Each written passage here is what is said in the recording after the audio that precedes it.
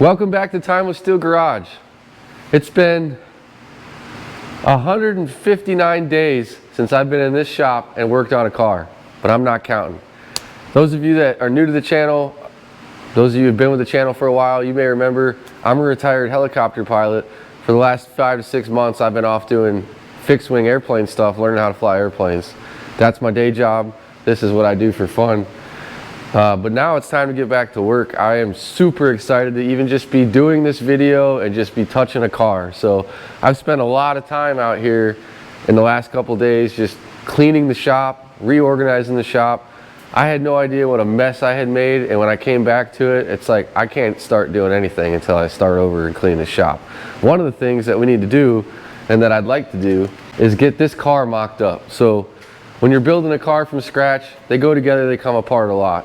One thing is glass hatch. I've almost stepped on it a few times. I've whacked the hood with a vacuum a few times.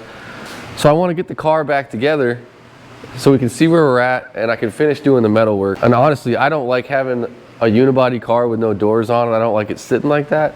If you remember, we left off on this car with 2 doors that I got in a junkyard from Albuquerque and brought them all the way back to Tennessee. So what we're going to do today, we're going to start out with, is rebuilding the driver's side door. I've already got the passenger door on the car. I figured since the driver's door is still off the car, I might as well rebuild the hinges now. And we're going to get the door back on the car. We're going to get both fenders back on. We're going to go throw the hood on. We're going to throw the hatch on. That'll give us a whole car to work on, start body working. And I'm going to weld the 4-link in the car, start getting this thing so where I can move it around again and start going to the next level on the project. Good news is we got all this good stuff from Holly right here. This whole shelf. Look at how organized I am. It's ridiculous. Not really. This whole shelf right here is Camaro stuff. A whole bunch of Holly Sniper 2 parts and just stuff. And we got this crate engine. It's time to make progress and move forward. So what you can't see, I'm going to show to you, is this giant mess of Camaro parts that's all over the floor. So we got to rip all the good parts that I want off that old engine, get rid of it, start putting this new engine together. What I want to do is get the car back in one piece and see where we're at, see what parts we have, what parts we don't have.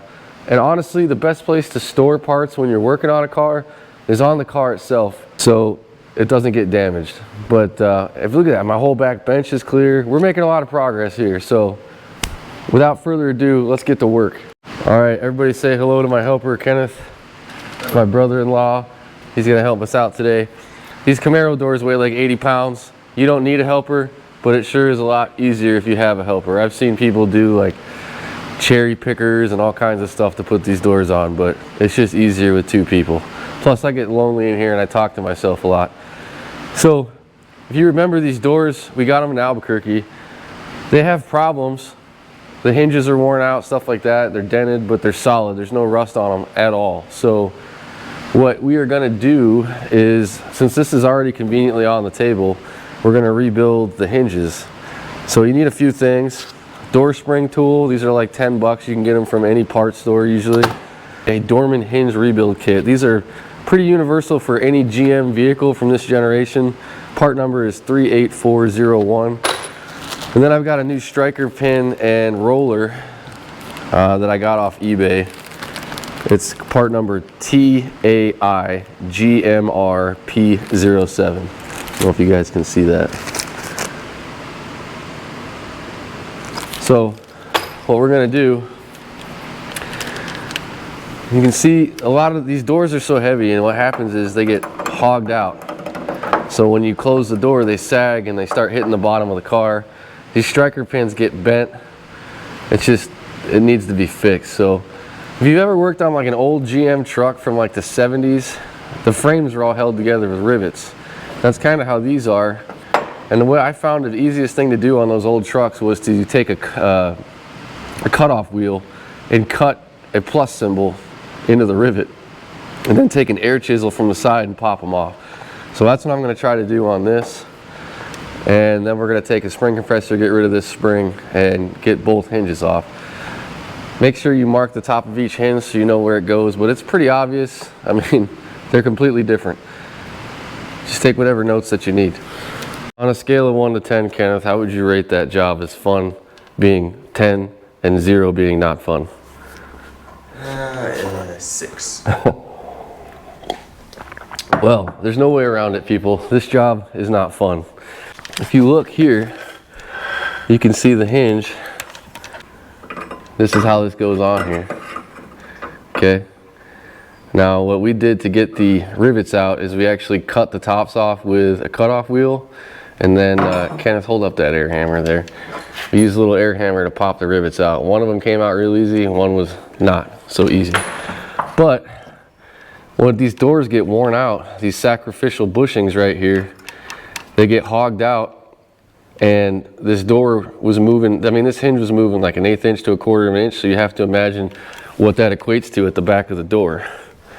And if you look at an old bushing versus a new bushing, you can see that the inside of this has been hogged out. And if you look at the back side, you can just see how bad these are. And here's what these old rivets look like once you get them out. A very hard steel. Now the thing you got to be concerned about when you replace these is the flat side of the bushing obviously goes towards the outer hinge. So this one would go in this way, and this one would go in this way. If you can just push these inside these holes with no effort, unfortunately it means you're going to have to cut this off and weld a new hinge on. This top one's just a little bit loose, but it's not loose that I can get it in my hand. So we're just going to put new bushings in it, rebuild the hinge, and it should make a big difference. And the benefit of doing these kits is now it's going to be just a bolt. So you could actually do this in the car with the door on a lot easier now. And then these kits come with the drive pin that goes right here on the bottom hinge, but they don't come with the roller pin. All right, so what Kenneth is doing is he's got a piece of red Scotch-Brite and he's cleaning out those holes that these brass bushings go into, so that they go in even and they go in easy and they don't give us a whole bunch of fuss. These are real soft, so you can damage them. What you want to do is put a piece of flat steel or something over top of it so that it goes in even, and you hit the hammer on this and not the bushing. What do you think? Is he ready? Almost. All right, let me get the hammer. Kenneth has the bushing holes cleaned out, so we're going to put these in and we're going to try to make them go in evenly.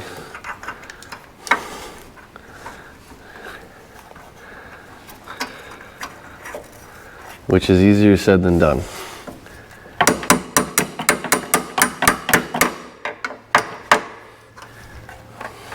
Yeah, it's starting to go on a little crooked. A little bit more wax here. Boom. That guy, let me get one more here.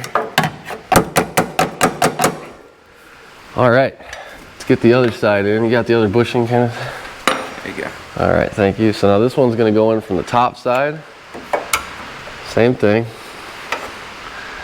Try to get it to go in straight.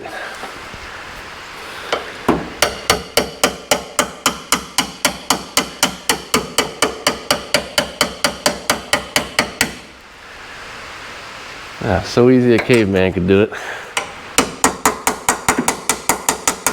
All right, so that's it. That's the hard part of the all the hard stuff is done. So that's what they look like. You can see you want the flat side of the bushing to face the outer hinge, and you can see that it's fully seated. So this is the sacrificial lamb for these doors. Luckily these hinges aren't too hogged out that we can just replace these. And I gotta tell you, these F-body doors, like, I don't know, probably last a couple years and they'll need to be done again. So now all we're gonna do is put the other hinge back on and then put the bolts in. Now we're gonna put the bolts in, and these go in from the inside out. I put a little grease on them to make our lives a little easier. And then they got lock nuts that go on the other side.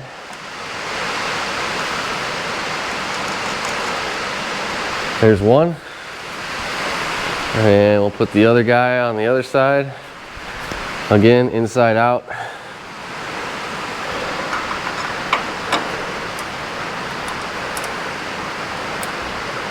All right, can you snug those nuts down with your fingers, Kenneth? I'm gonna get the, what size do you think that is, 13?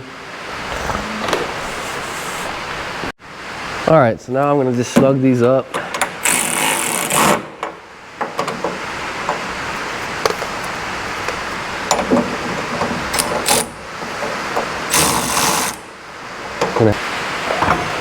Thank you, sir.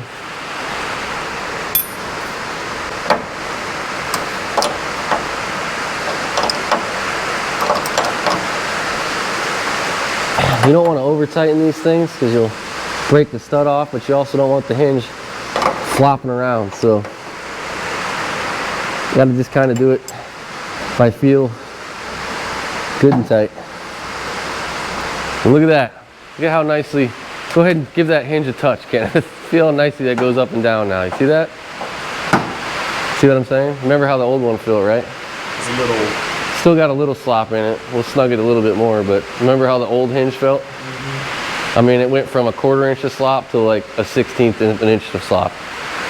So it's gonna move a little bit, but that's almost perfect. So we'll finish tightening those up and then move on to this. All right, so we used our fancy little tool here, and you can see this door spring. You literally just put the tool over the spring and you zip it down until the spring collapses, kind of like a strut on a car. Then you can pop it right out. This little guy is what's holding all your tension when you open the door and you feel it hit those like distinct notches as the door opens. That's what this is doing. It's important to note that this hinge has to stay this direction when you replace this pin. If you let this fall and you put this new pin in, it ain't gonna work.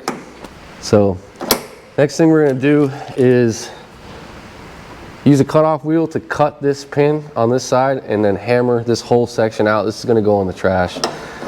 This one's actually not terrible, but I have a new one, so why not use it? And then this hinge pin right here actually comes in these bushing kits, and the striker does not, but this hinge pin comes with it, and it comes with the new bushings. And this one looks like it's actually bent, so it needs to be replaced. So we've made some progress here. We got the old hinge off, and I've already cleaned it up. Kenneth's already cleaned it up. We put these new bushings in. Here you can see the old striker pin. I just cut it, popped it right out, and it's easier to do this on the vise. What's crazy is we were able to take this pin out by hand on the door. That's how bad it was. And you can't tell, but it's bent. And then the same thing with these bushings. We got one of them out by hand. They're pretty hogged out. So we got the new bushings pressed in here. So now we're just going to get this thing back on. You ready, Cam? Start out with putting the new hinge pin in.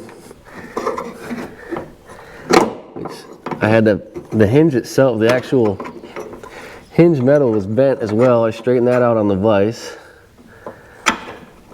Now we're just hammering this in. Hammer? Scalpel? All right, thank you. All right, look at that. Feel that already by itself, Kenneth. Way better, right?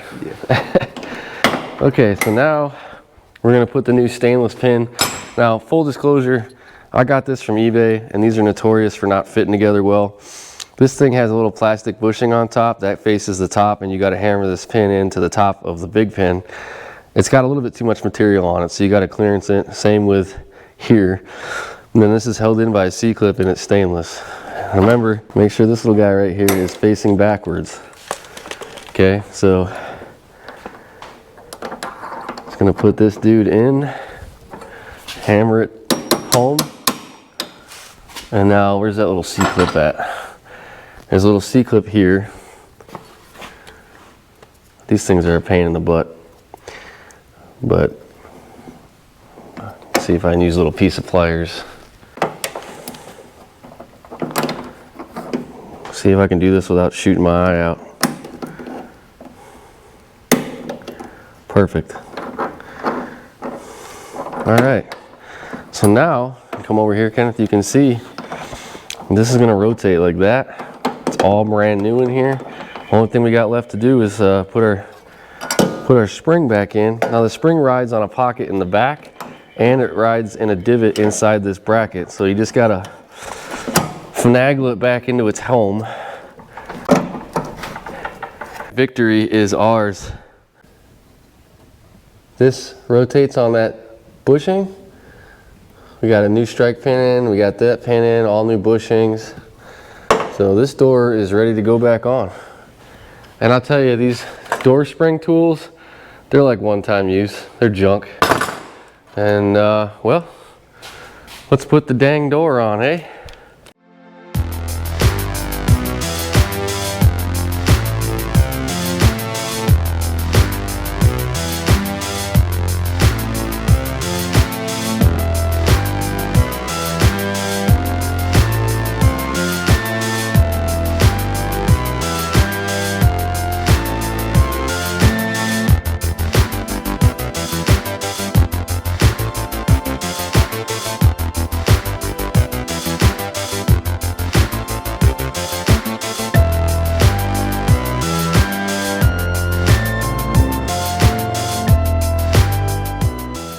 There you have it. The door's rebuilt. Kenneth's working on taking some rubber off of it. And go ahead and close that door for him, Kenneth. All right, open it up and just give it a toss. Go ahead. Like what's a... Yeah, works great now. So these doors all the way from Albuquerque, they're on the car. We got the fenders back on, we got the hood on, we got the rear hatch on, and it's starting to be a car, motivating me. We're gonna start mocking some other parts up that I've got for it just to see where we're at, and then the next step is Detroit Speed Engineering 4-link. And if you haven't seen this stuff, let me show you. I mean, would you look at it? It's just beautiful. And these pieces are phenomenal. All this stuff is laser cut. The welds are amazing. It's got all these spots for fillet welds or cherry welds, whatever you want to call them. Instructions, nice beefy brackets. It's going to be awesome. Won't be having any reason to put a rear seat back in this car.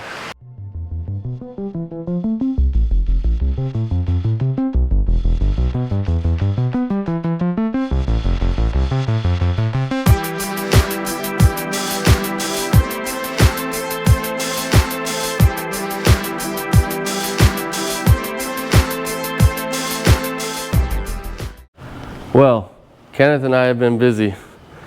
It may not look like much, but we've done a lot. So we've got the whole car mocked back up together, and believe it or not, there's 9 different Camaros worth of parts on this car.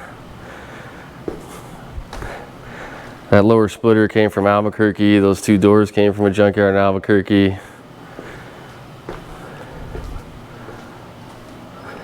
But this thing, it's really starting to come together. I mean, the car is solid now. Got to get a different rear bumper. I thought this was an 88. It's not.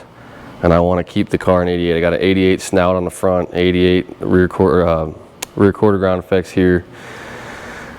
So, and now I can see what parts we don't have, what parts we're missing.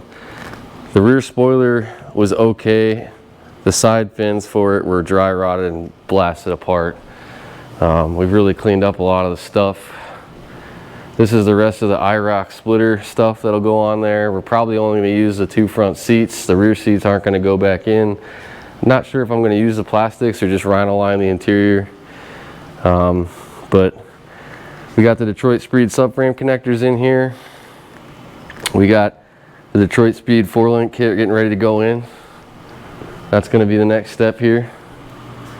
I mean, this is sick. And then we took the old 84 305 out of it, and it was a runner when I pulled it, so I've posted it up for free and someone's gonna come grab it. When I took the intake off, whoever had this thing before me used those terrible seals that go across the wall here, and they weren't sealed at all. It was probably sucking air front and back And a lot of these rockers are loose. So it just needs, honestly, a valve adjustment and intake seals done the right way, and this motor's a runner. So this thing will probably be gone today. But we took everything off of it that we're gonna use for that engine. Got some spare parts here. I mean, there was a brand new alternator, brand new starter, brand new water pump. There was some stuff in there that I can use. Parts wall, we got these old Moroso covers they don't make anymore. We got a brand new Edelbrock Performer intake. We got that brand new Holley carburetor back here, the Brawler. Got an HEI distributor. So we've got some hot rod parts that can maybe go on another project someday. So we're gonna save that. Then we got a whole bunch of Camaro that's going in the trash. There's really not much left now. We should be able to actually clean up the rest of the shop. But man, it's cool to look at this thing and actually see a car again. It's gonna be cool. And this door that we rebuilt today, I mean, it opens nice and smooth. There's no rubber on it, so it sounds loud when it closes, but I mean, no drop, closes good. Now for comparison, we'll come over to this side who's got worn out hinges. And you watch it drop like that, and barely open. It's not smooth at all when you move it. And now when we go to close it, it impacts the bottom of the car because the hinges are shot. So now we got to do the same thing we did on that side to this door. And next step on this is welding in the 4-link. So stay tuned, because that's going to happen real soon. All right, we'll see you next time on Time with Steel Garage. Say goodbye, Kenneth. See ya later, folks.